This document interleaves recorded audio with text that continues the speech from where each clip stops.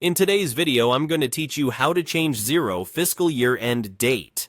Updating your fiscal year-end in Xero helps keep your reports aligned with your legal reporting period or any changes your organization has made. Before you start, make sure you're signed in with a role that has permission to access accounting settings, and keep in mind that changing the fiscal year-end affects how reports, budgets, and comparisons are calculated. If you're unsure of the correct period for your jurisdiction, it's a good idea to confirm it with your accountant first. Begin by opening Xero in your browser and signing in as you normally would.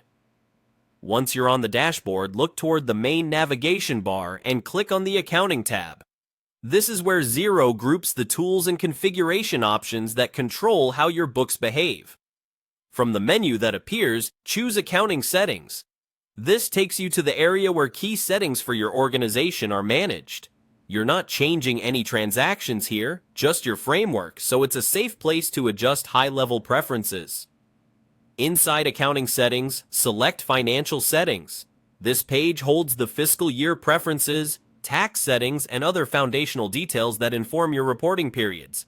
It's a good habit to glance over these fields so you understand what's driving your reports. Find the section labeled Fiscal Year End.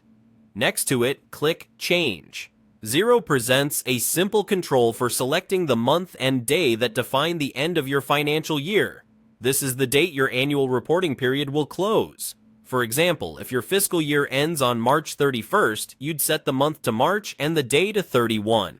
If you're moving to a new period, remember that the first year after a change can be a short or long year, depending on the shift. Set the correct date, then click Done to confirm.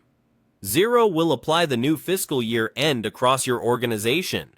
After this, it's smart to rerun key reports like profit and loss, balance sheet, and any management packs you use, just to see the updated period reflected. If you maintain budgets or tracking comparisons, review them to ensure they line up with the new year end.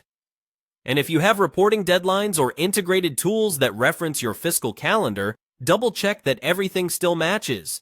If you don't see the option to change the fiscal year end, you may need higher permissions, so contact your organization's administrator. That's it. Your fiscal year end is now updated in Xero, and your reports will follow the new closing date going forward.